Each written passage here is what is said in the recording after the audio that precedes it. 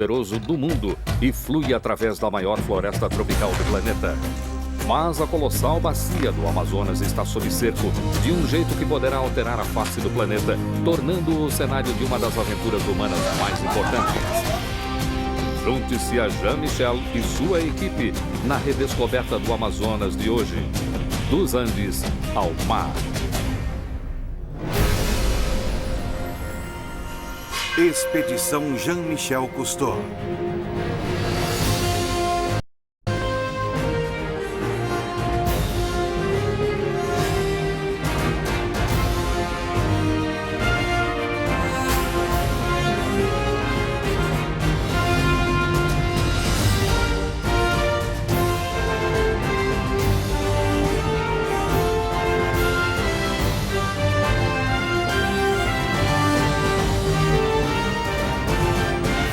De volta ao Amazonas, parte 1. Há cerca de 150 milhões de anos, quando o que conhecemos hoje como América do Sul e África se dividiram, as maiores florestas tropicais do planeta já existiam. Mas o fluxo de um poderoso rio fluindo da paisagem que surgia de leste a oeste foi alterado pela cadeia de montanha dos Andes. A paisagem forçou para cima a crosta terrestre, bloqueando o fluxo do rio e criando lagos imensos. Com o tempo, o fluxo do rio reverteu-se de oeste para leste em direção ao Oceano Atlântico. Durante milhões de anos, esta região explodiu com vida para depois se tornar o que conhecemos hoje como a Amazônia.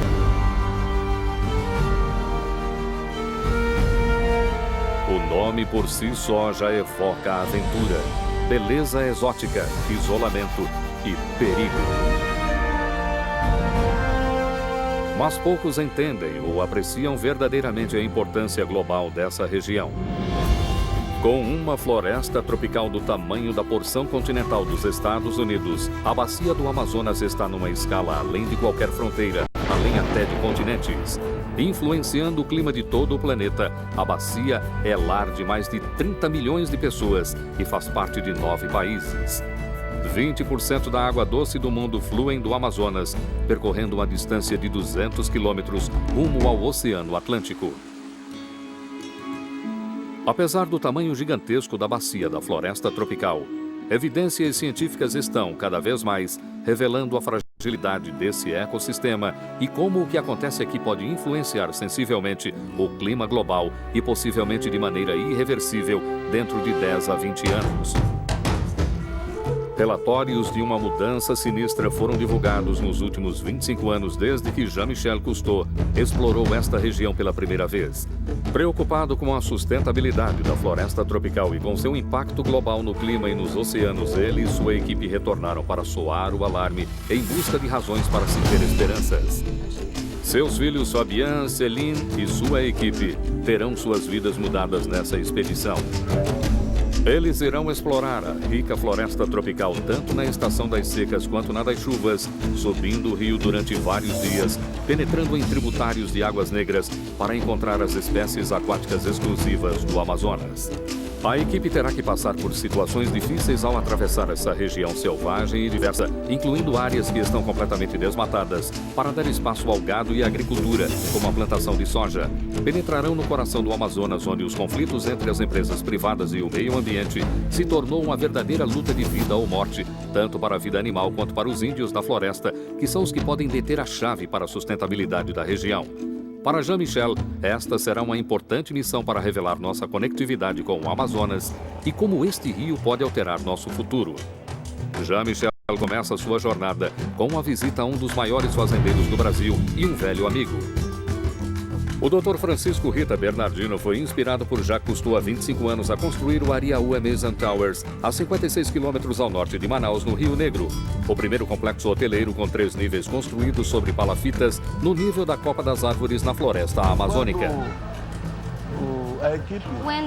Quando seu pai chegou com a equipe, e ele me disse assim: faça um hotel na floresta que o mundo inteiro vai querer ver.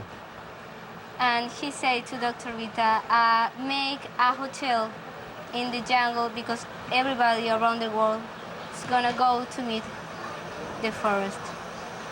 Porque A floresta amazônica... Porque a floresta amazônica é a maior floresta do mundo e também a que sofre maior destruição.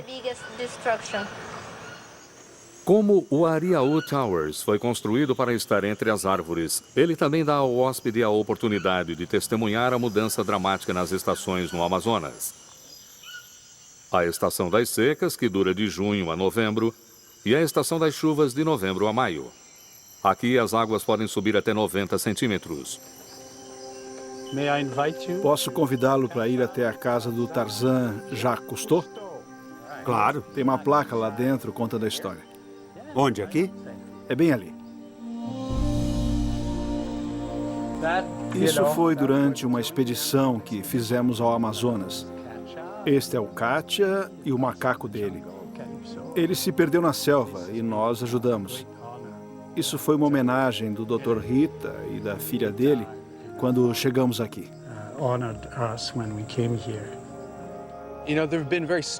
Eu vi diferenças muito significativas desde a primeira vez em que estive aqui, quando eu tinha 14 anos, numa expedição com meu avô e meu pai. O que mais me surpreendeu foi a quantidade de pessoas que vivem hoje aqui, em comparação à quantidade que havia em 1982 e 83. Manaus tinha uma população de menos de 400 mil pessoas e hoje há mais de 2 milhões de pessoas. É bem diferente. A quase 1.500 quilômetros de distância do mar, Manaus é a principal cidade do Amazonas, conectando sua abundância ao mundo desde a época da explosão da borracha no século XVII.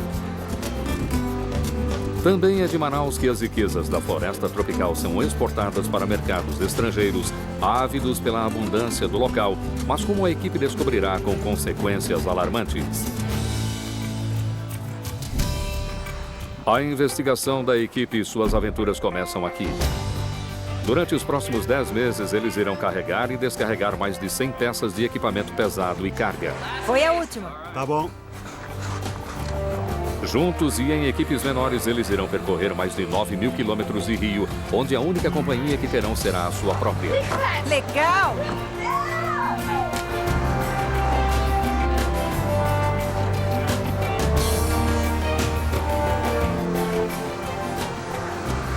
Estamos prontos para subir o rio. Subir o rio significa percorrer o Rio Negro, famoso por suas águas negras, cuja coloração vem das folhas das árvores da floresta inundada que caem nele.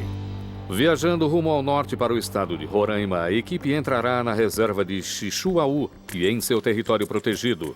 Uma chance de mergulhar em águas virgens e remotas. Nem a experiência de anos mergulhando no mar não poderá ajudar estes mergulhadores sazonais a prever as surpresas que o rio esconde. Tudo bem? Sim, está tudo bem. Vamos entrar na água e descer o rio durante 1h30. Vamos ficar juntos durante o trajeto. Se encontrarmos algo, voltaremos para a parte mais funda do rio. Entendido. Tudo bem? Parece um bom plano.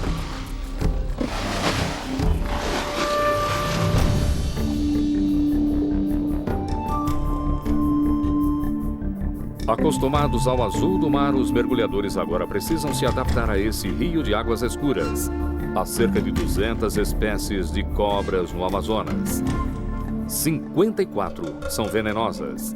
6 são perigosas para as pessoas e os mergulhadores não têm certeza se esta é uma delas. Tanto na superfície como abaixo dela, a navegação é feita completamente entre as árvores da floresta. Os mergulhadores estão usando tecnologia Rebreather, que não produz bolhas que possam incomodar a vida animal. Mas isso também torna seu rastreamento na superfície mais desafiante. Ah, lá estão eles, ali embaixo. Mergulhador adiante. É.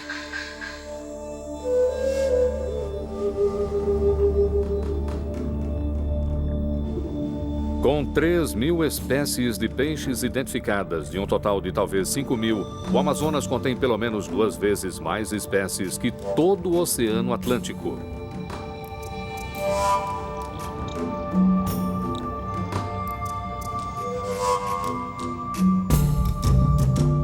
Isso inclui a arraia, sobrevivente de um tempo esquecido, em que um oceano pré-histórico chegava até onde o que hoje é conhecida como Bacia Amazônica.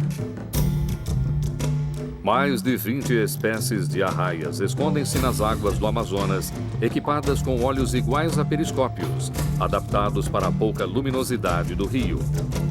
Sua cauda com espinhos, parecida com a de um dinossauro, esconde um espinho principal venenoso para a defesa quando o truque de se esconder falha.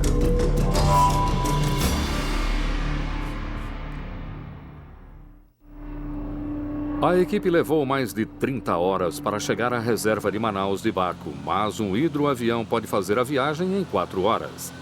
Para Jean-Michel, porém, essa viagem será mais longa e com toda certeza haverá incidentes. Salut, papa. Ça va? Super. Ouais? Ouais. Tivemos que fazer uma aterrissagem de emergência Por quê? por causa do motor. Que bom que era um hidroavião. Eu não pegaria outro transporte aqui no Amazonas. Viram muitos insetos? Tinha umas moscas pretas, vespas, abelhas, alguns tipos de mosquitos. Sanguessugas. Tinha uma sanguessuga na toalha. Legal, só isso? A primeira vez que vim ao Amazonas foi em 1984. Depois disso e a partir daí eu comecei a voltar todos os anos. Aliás, para várias regiões do Amazonas. Eu sempre voltava e fui conhecendo melhor essas pessoas. Não havia escola para os filhos, não tinham plano de saúde. Isso acontecia em todo o Amazonas. Havia um êxodo em massa para as áreas de favelas de Manaus e para outras cidades. Então tivemos a ideia de formar essa associação onde todas as pessoas daqui teriam direito à terra, no Xixuaú e Xiparina. As pessoas venderam as terras para a associação e se tornaram membros dela. Então venderam suas terras para si mesmas. Esta reserva de quase 1.800 quilômetros quadrados, com 120 pessoas, foi criada como uma reserva de extração, permitindo que as pessoas que viviam aqui usassem seus recursos, protegendo-os, evitando seu uso por pessoas de fora e proibindo a agricultura, a pesca comercial e o corte da madeira. Desde o princípio, o objetivo desse projeto foi provar que é possível conservar uma área virgem do Amazonas, melhorando os padrões de vida do povo local. As pessoas precisam ter alguns padrões de vida. Elas têm que ter escolas para seus filhos, precisam atender suas necessidades básicas, ser assistidas. Senão, como se pode culpar alguém por matar uma onça se ela vai alimentar sua família durante uma semana se você vender a pele dela? Não dá. Precisamos de uma alternativa. E acho que este é um dos problemas aqui. A maioria dos projetos de conservação é idealizada e aplicada por pessoas fora do país. Ninguém passa tempo suficiente com as pessoas locais para ver o que elas precisam e pensam sobre as coisas, porque as pessoas são o sucesso para um projeto como este. O povo de Xixuaú, assim como seus ancestrais, vive uma vida comunitária, dividindo o trabalho e a abundância da floresta. A pesca, a caça e o cultivo de colheitas como a mandioca em toda a bacia amazônica. Sei que se tiverem uma alternativa e puderem ver sua vida melhorando, não estarão dispostos apenas a conservar, mas também ficarão muito orgulhosos com isso. Em Xixuaú, a qualidade de vida melhorou, com um futuro mais seguro garantido pela posse de terra, educação e cuidados médicos tão necessários para lutar contra epidemias como a malária, trazida para cá através do contato com pessoas de fora, e a hepatite, ambas doenças não tratadas.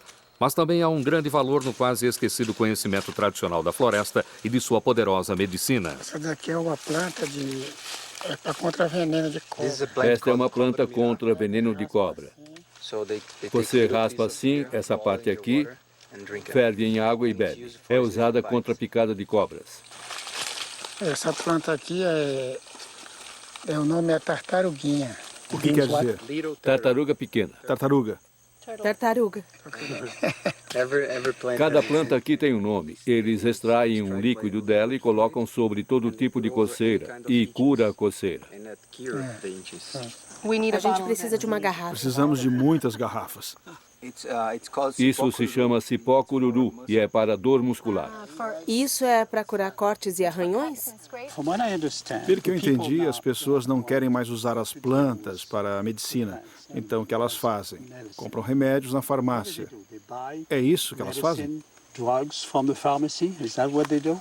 A gente usa, quer dizer, a maioria... Isso mesmo. Ele está dizendo que a maioria das pessoas está usando remédios comuns que elas compram em farmácias, mas que ele não trata as pessoas com esses remédios. Ele só usa plantas. Entendi. Isso significa que o que ele faz está se perdendo. E agora as pessoas precisam de dinheiro para comprar remédios, sendo que o remédio está aqui, na frente delas. Muitos desses rapazes eram caçadores profissionais e agora temos fotógrafos, cientistas, equipes de televisão vindo até aqui. E suas habilidades de caça não diminuíram. Acho até que elas melhoraram, porque conseguir aproximar uma câmera de um animal selvagem, conseguir filmar um animal selvagem é difícil para qualquer pessoa, mas não para um caçador profissional.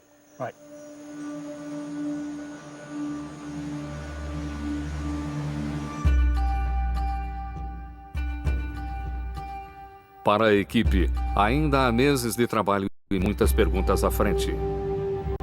Eles retornaram a Manaus, onde reabastecem e se separam em equipes para cobrir mais regiões e investigar assuntos diferentes.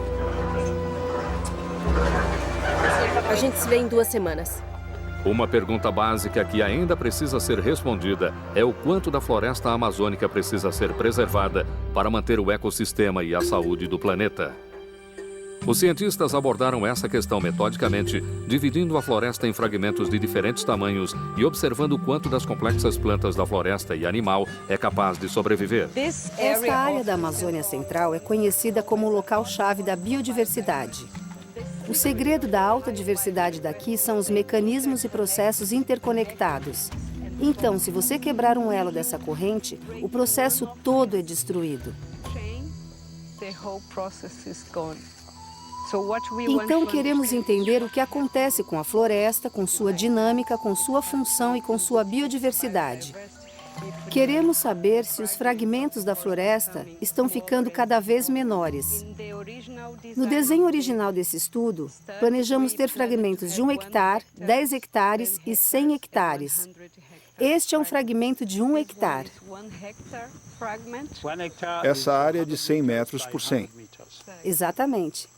Então, se eu entendi corretamente, as espécies de animais estão desaparecendo, porque não tem espaço suficiente para elas viverem numa área tão pequena, é isso? Um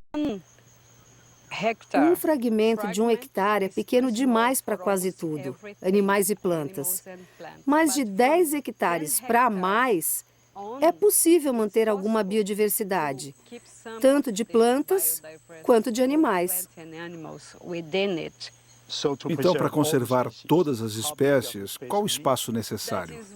Todos os resultados estão nos levando a crer que deveríamos manter toda a floresta de pé. Eu diria que seria bom usar a parte que já foi desmatada e deixar intacto o que ainda não foi.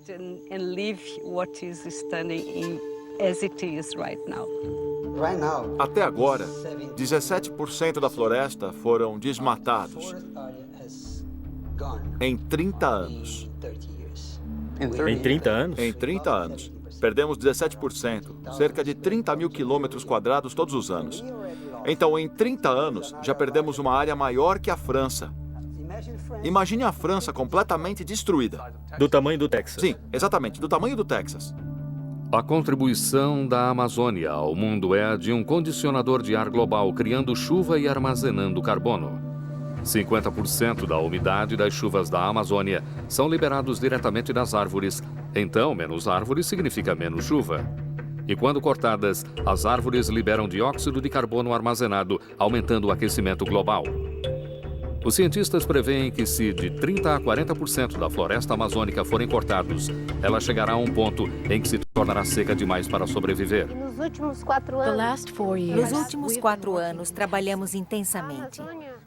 Ainda tem mais de 80% da floresta tropical amazônica ainda estão preservados. Aqui ainda é possível fazer coisas de maneira diferente do que foi feito em outras partes do mundo. Mas é um enorme desafio. Parte do desafio enfrentado pelo governo é superar a sua recente história e até mesmo sua própria política que, na verdade, incentivou o desmatamento. O estado massivamente desmatado do Mato Grosso é um bom exemplo de que cortar as árvores deu aos fazendeiros a posse legal da terra. A princípio, você trabalhava com madeira. O que fez você mudar de ideia e deixar de ser madeireiro e passar a ser fazendeiro? Na verdade, nós não tínhamos essa intenção. Eu não tinha intenção de me tornar fazendeiro. Eu gostava mais de trabalhar com madeira. Mas quando eu comprei minha terra, era tudo floresta. E se eu não limpasse tudo e transformasse em pasto, eu poderia perder minhas terras, porque temos aqui uma instituição chamada INCRA, que tiraria minhas terras, dizendo que eu não estava produzindo. Então você tem que provar que sua terra é produtiva para poder mantê-la. Eu tive que cortar as árvores e começar a criar gado. No início dos anos 80, era a época da ditadura militar, e o governo tinha muito incentivos econômicos para trazer pessoas do sul do país para esta região, para a Amazônia. Aqui era considerado um deserto verde.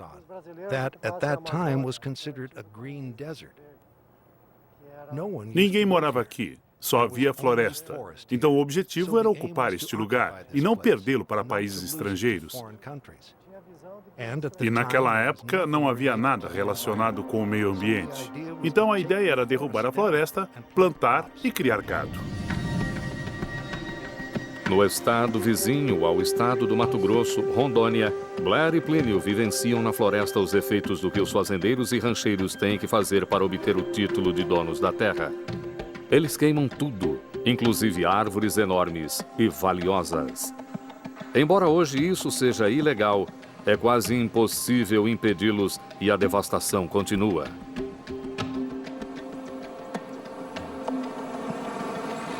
Nesta pequena fazenda, também comprada através da derrubada da floresta anos atrás, uma árvore é cortada para ser vendida.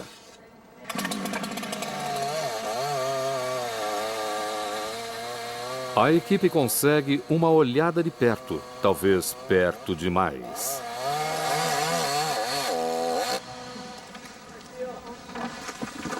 Estão correndo para cá? Isso.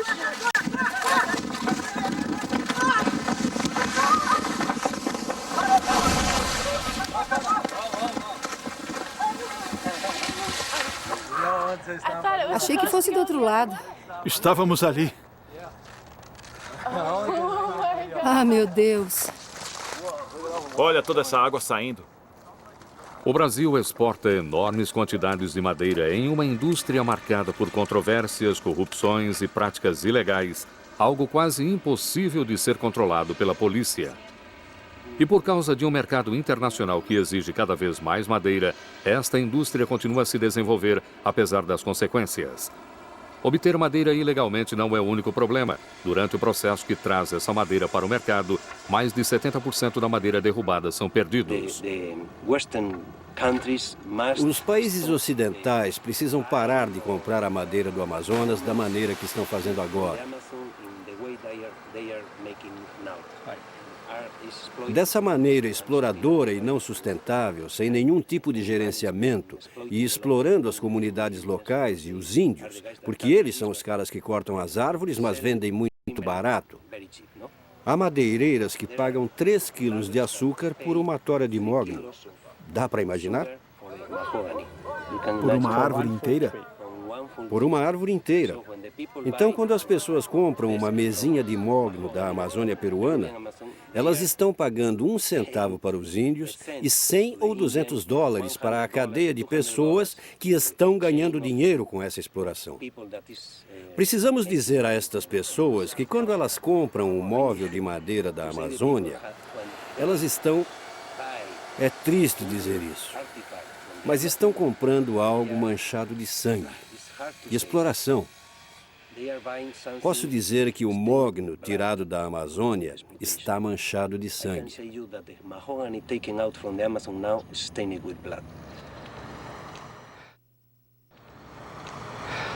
Esta é madeira maciça. Algumas dessas árvores são mogno, outras são cedro. Você sabia que 95% dessa madeira são ilegais? Os culpados somos nós, porque a maior parte disso, cerca de 50% dessa madeira, vai para os Estados Unidos e outros 30% para a Europa. E o resto vai para todo mundo. Então não existe permissão até chegar aqui. E agora, está tudo certo? Bom, depois que passam pelas máquinas, aparentemente se torna um negócio legal, porque não foram eles que cortaram as árvores. Certo, certo. O que é outro buraco no sistema. Os madeireiros ilegais não têm noção do que fazem. Eles não têm ideia do que seja o meio ambiente. A cabeça deles não está preparada para isso. Lucros imediatos. É só nisso que eles pensam. Precisamos de detalhes técnicos para manter a floresta de pé, mas com sustentabilidade. Euclides Rexigel gerencia o programa Jari de Sustentabilidade da Floresta, um projeto colossal fundado nos anos 60 pelo milionário americano Daniel Ludwig para fabricar celulose de árvores importadas. Isso se tornou uma tragédia ecológica e financeiramente falando, sem mencionar os custos humanos, mas lições valiosas foram aprendidas. O grupo brasileiro Orsa assumiu o controle e o Jari agora se tornou um sucesso exportando celulose sustentável e madeira. Trata-se de um desmatamento de baixo impacto. Isso é muito importante para a floresta. Estamos usando o sistema FSC, Forest Stewardship Conservation, um sistema de certificação dos mais usados no mundo, para programas de sustentabilidade de floresta. Eles têm regras muito restritas. Estamos gastando cerca de 30%, 40% a mais para produzir toras. Mas temos um selo. O FSC nos dá um selo que garante para o consumidor que estamos fazendo um bom programa, que estamos seguindo regras reconhecidas internacionalmente. E o Jari pode ser um modelo para a terra que foi desmatada ou abandonada? Nas áreas que já foram desmatadas, nós estamos tentando fazer as comunidades plantarem eucalipto. O eucalipto australiano é uma árvore de rápido crescimento aqui, podendo chegar a mais de 30 metros de altura em 6 anos, comparado a 30 anos na Europa. E ele cresce no solo da Amazônia. As árvores que estão crescendo em vastos berçários substituirão as árvores maduras derrubadas para a fabricação de celulose. As árvores derrubadas são descascadas a uma taxa de 120 por hora. Cada vez que assoo meu nariz, estou assoando o nariz no eucalipto? É, isso mesmo.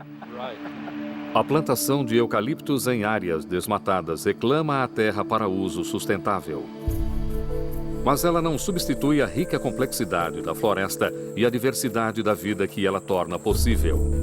Reconhecendo isso, a atual lei da floresta brasileira especifica que todos os donos de terra precisam separar 80% de sua propriedade com floresta como reserva legal. Mas fazer essa lei ser cumprida ainda é um desafio. Temos hoje uma decisão do governo. Hoje o governo brasileiro está enfrentando este problema com o Plano de Combate Nacional ao Desmatamento. É um processo que tem que combinar o comando, o controle e o governo, e que tem que apresentar novas oportunidades que respeitem a biodiversidade e as comunidades locais. E nos últimos 4 anos, devido a estes esforços, o desmatamento foi reduzido em mais de 50%. É um processo vagaroso que tenta mudar a situação nesta vasta região. Mas a chegada de uma alternativa agrícola, o cultivo da soja, aumentou a ameaça de devastação. Em 2004, a Cargill, um dos maiores fornecedores de alimento do mundo, abriu suas instalações no porto de Santarém, o que coincidiu com um aumento de 5 vezes no desmatamento. O Greenpeace respondeu com protestos globais e alvejou o porto de Santarém.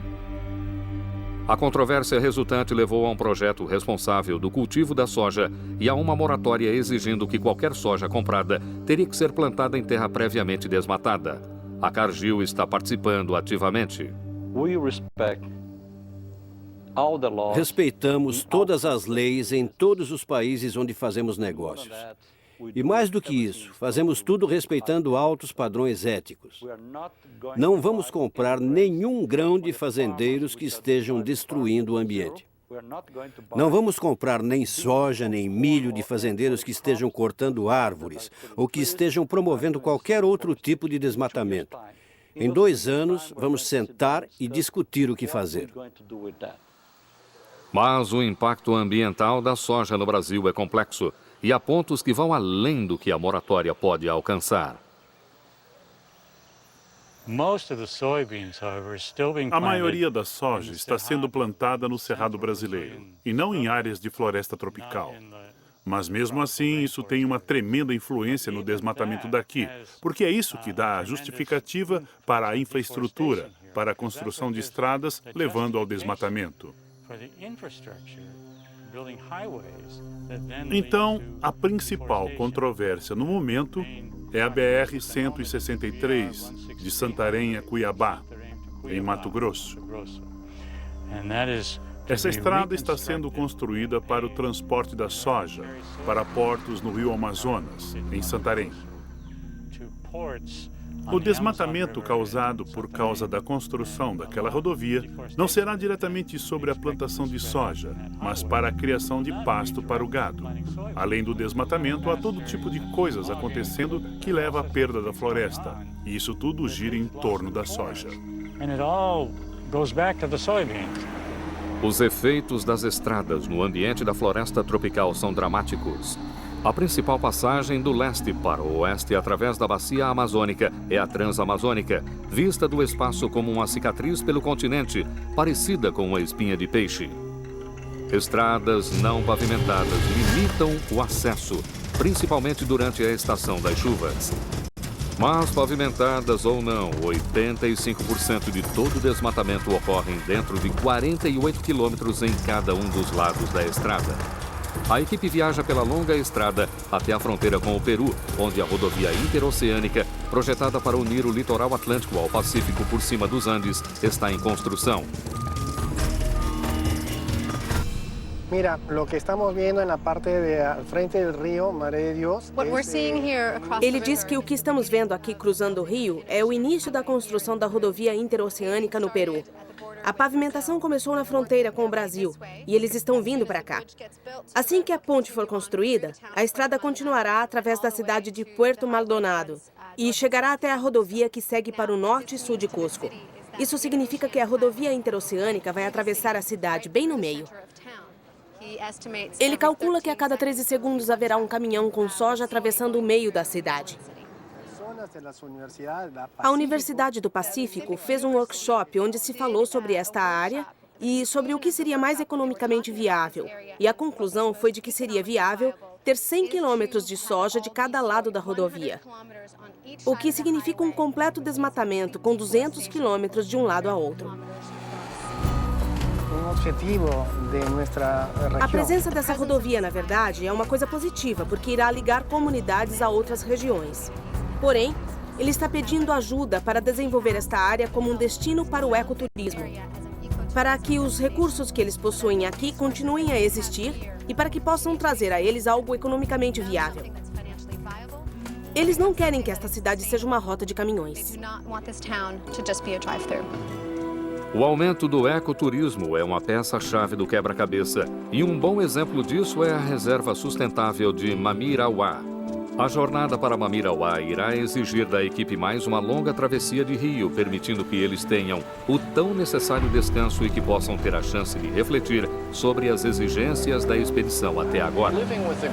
Conviver com um grupo de pessoas numa situação assim tão próxima, onde a gente tem que acordar algumas vezes às 3 da manhã para sermos mais rápidos que o sol e ficar lutando contra os insetos, a fadiga e contra esse clima tropical é ótimo. Achei incrível que cada membro de nossa equipe tenha dado o melhor de si.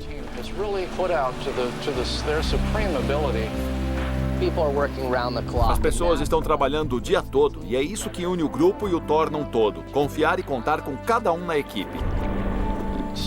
Certamente, ter tido Jacques Cousteau e Jean-Michel Cousteau a bordo foi algo muito importante, porque cada um deles tinha a capacidade de fazer as pessoas darem o melhor de si e trabalharem como uma equipe. como uma unidade funcional. As longas horas de viagem e o trabalho duro valem a pena quando eles chegam a seu destino, uma reserva distante de beleza surpreendente. Cobrindo mais de 10 mil quilômetros quadrados, a reserva de Mamirauá é a primeira área protegida do Brasil que procura equilibrar a preservação da diversidade e as necessidades econômicas da população local. Quando a reserva foi criada, foi implementada uma série de alternativas econômicas, como o gerenciamento da pesca, o gerenciamento da floresta e do ecoturismo. Então, a ideia do ecoturismo foi gerar renda para a população, assim eles poderiam promover a conservação da área e atrair ainda mais turistas, gerando mais benefícios. Qual é o papel do abrigo Wakari? Este é um abrigo com base na comunidade, onde temos 10 salas. Todos os nossos funcionários são locais e todos os lucros vão para a comunidade. Esse resort de ecoturismo flutua sobre grandes toras, erguendo-se a 10 metros entre as estações da seca e das chuvas. Os sistemas inteligentes de esgoto e energia solar são apenas algumas das práticas usadas aqui para limitar os impactos ambientais, enquanto fornecem aos convidados um encontro muito pessoal com a Amazônia. Postos de observação na copa das árvores permitem que os visitantes observem os mamíferos que vivem no alto. Trilhas de caminhada se transformam em canais inundados durante a estação das chuvas, convidando a uma excursão pela floresta para a exploração das diversas espécies, como a árvore piranha, uma árvore assustadora de madeira tão densa que é praticamente à prova d'água. Ou um réptil igualmente assustador para alguns, a maior cobra do mundo, a anaconda. A maior tem mais de 9 metros e pesa cerca de 220 quilos. Ela aperta suas vítimas até matá-las e as engole inteiras. Isso inclui veados, caimões e até onças. Ela se move através da copa das árvores e no solo da floresta, mas caça no rio, um fato que Celine e Murphy observam quando têm a chance de ter um encontro com essa gigante.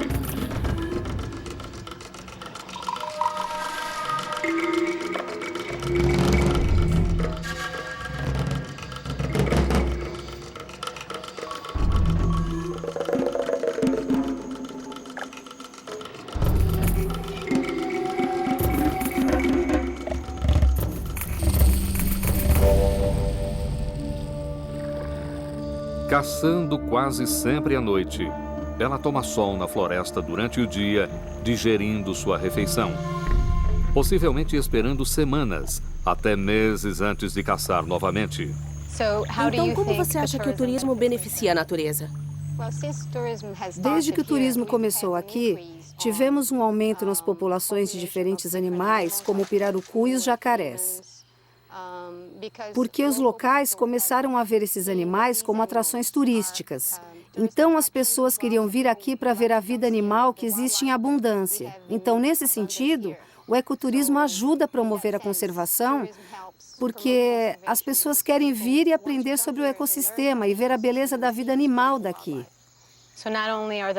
Então, os moradores locais não estão se beneficiando só com empregos, eles também estão aprendendo sobre conservação por causa do interesse dos turistas? Sim. E qual seria o maior benefício de viver dentro da reserva Mamirauá? Para mim, na minha mente, foi o ecoturismo, né? Para ela, o ecoturismo. Porque antes, ela não podia vender o que plantava a ninguém. A gente vende as coisas que a gente planta, com bem o trabalho corta, né? Ela tinha que dar aos vizinhos, mas agora ela consegue vender tudo que planta e, além disso, o turismo também traz muitos empregos. Então, ela acha que este foi o maior benefício. O que é isso? É o dente do jacaré. Jacaré? Jacaré? Ah, um caimão. É outras pessoas que pegam assim para comer. Aí eu tiro o dente. Então, os pescadores pegam um caimão para comer? E você tira os dentes? Como você acha que este vilarejo estará no futuro? Para a gente ir para a cidade comprar. Ela espera que no futuro a comunidade melhore ainda mais sua qualidade de vida. Eles aprenderam que podem proteger a área, que esta área é deles e que eles foram alertados a não deixar pessoas de fora levar seus recursos. Há 50 anos, quando este vilarejo foi fundado, eles escolheram este lugar porque ficava perto do rio. O principal canal do rio Amazonas passava bem na frente disso. Onde fica este campo agora? Aquela ilha ali não existia. Qual a distância do Amazonas agora? Talvez 1 quilômetro. Então, depois de 50 anos, 1 quilômetro de sedimento se formou e agora estamos no meio da floresta? A floresta inundada é muito dinâmica. Embora o rio possa mudar de curso, algumas tradições aqui permanecem constantes e Celine e Fabian recebem uma despedida especial dessa mulher que gosta de turistas e ama suas plantas. Até agora, Mamirauá foi um sucesso e uma prova de que a natureza e as pessoas podem prosperar juntas. E para a equipe, o tempo em que eles passaram aqui lhes trouxe sólidas evidências de esperança.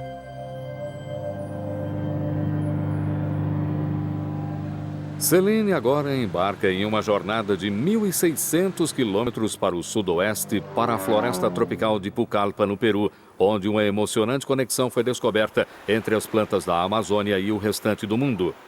Esta descoberta pode ser o testemunho mais forte de que manter a floresta viva e produtiva é mais economicamente rentável do que derrubá-la. Mesmo com as más notícias sobre a floresta tropical, eu gosto de dar as boas. De mais de 100 mil espécies aqui, a ciência só verificou 3%. Então existe um potencial enorme na Amazônia. Por causa disso, eu tenho a tendência de ser uma pessoa otimista sobre o futuro da Amazônia, mesmo com todos os desafios. John, o que é isso? É cacau, teobromina e cacau. Muitas pessoas provavelmente reconheceriam o produto terminado e pensariam nele como um alimento encontrado numa loja. Mas isso é o início do chocolate. Ele começa como uma árvore na Amazônia. E quais são as propriedades dele? Muitas pesquisas têm sido feitas sobre cacau. Estudos recentes feitos na Universidade de Harvard mostraram que ele aumenta a elasticidade dos vasos sanguíneos. Isso é bom contra uma das doenças que mais matam no mundo, o ataque cardíaco. Então está dizendo que deveríamos comer mais chocolate? Mais chocolate amargo, é uma grande diferença. Unha de gato? Unha de gato? Isso, unha de gato. É uma planta-chave. Eu diria que é uma das principais plantas em toda a Amazônia. Quando você corta um pedaço do caule, é uma excelente fonte de água. Temos também a casca de dentro, que é um anel cor de pele, e na parte de fora tem vários alcaloides que são bons para estimular o processo da fagocitose e melhoram o sistema imunológico. Você pode pegar esta parte, tirar da copa e esta parte continuar a crescer, e vai ficar desse tamanho outra vez em 4 ou 5 anos. Colheita sustentável? Colheita sustentável, é isso mesmo. E esta é a camu-camu? É, sim. O camu-camu é uma planta indígena e uma de suas características exclusivas é que ela cresce ao longo da planície inundada. Então, quando as chuvas vêm, a água sobe cerca de 6 a 7 metros. Durante essa estação, essas plantas ficam completamente debaixo d'água durante os primeiros anos de vida. Como suas sementes são aquáticas, a biomassa assenta e estas plantas então se tornam capazes de extrair todos os minerais e nutrientes e acabam virando esta fruta. Ela tem a mais alta concentração de vitamina C do que qualquer outra planta e uma combinação de compostos exclusivos que criam um terreno biológico no cérebro onde a percepção de serotonina é aumentada, o que significa que o mundo se torna um lugar melhor, sabe? Melhora o humor. As populações dos Estados Unidos e da Europa, por exemplo, nesse nosso mundo ocidental cheio de problemas de saúde e desafios, são bem diferentes do que você encontra aqui no Amazonas. Quando você começa a subir um rio durante 2 ou 3 dias num barco, você encontra outros desafios tipo mosquitos e coisas assim. Mas não se vê doenças degenerativas como câncer, artrite ou diabetes. Então, descobriu-se que essas mesmas plantas, sobre as quais estamos falando agora, têm vários benefícios para o processo degenerativo. Na verdade, acredito que elas possam reverter doenças degenerativas que existem por aí. Eu acho que essa é uma parte muito importante na criação de um novo futuro de sustentabilidade na Amazônia, porque ela dá um valor verdadeiro à bacia do Amazonas. E quando isso tem valor, o povo indígena daqui fica mais forte, com os direitos sobre a terra e com um futuro totalmente novo e um novo equilíbrio saindo da Amazônia.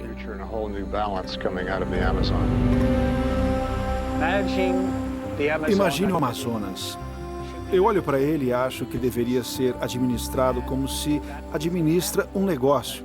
É um patrimônio que nos foi dado. Precisamos imaginá-lo assim. Ele nos fornece lucro, e este lucro deve ser compartilhado com o planeta. Talvez a ideia de recursos naturais sustentáveis como um negócio fosse considerada romântica há 20 anos. Agora já é possível. Eu acredito ser possível aprender com nossos erros e aprender enquanto isso faz diferença no presente. Porque se não fizermos diferença no presente, mal poderemos esperar ter o futuro com o qual sonhamos. Eu acho que devemos lutar por esta região. Se perdermos a luta nos próximos 10 ou 20 anos, podemos esquecer.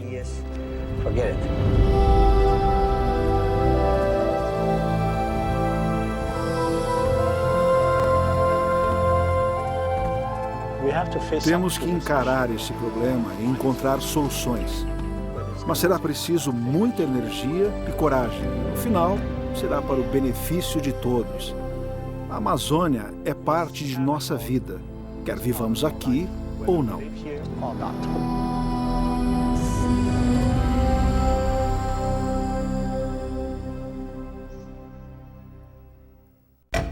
No próximo episódio das aventuras de Jean-Michel Cousteau, motos, pirarucus, geleiras e uma jornada para o Amazonas desconhecido, onde iremos conhecer seu povo esquecido. Tudo parte de uma aventura que espera por Jean-Michel Cousteau e sua equipe, enquanto continuam em sua busca por soluções sustentáveis e para soar o alarme sobre as ameaças que poderão alterar para sempre nosso futuro. Versão Marshmallow São Paulo.